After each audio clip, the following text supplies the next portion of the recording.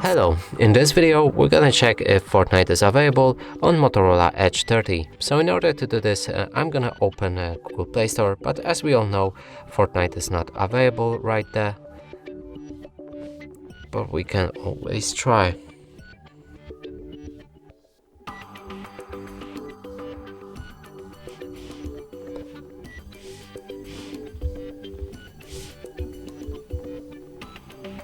There's no game on Google Play Store, and we can move to Epic Games app.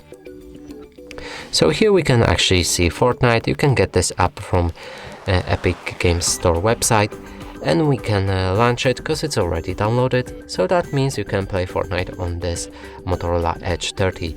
And that's it for this video. Hope you like it. Please consider subscribing to our channel, leave a like and a comment below.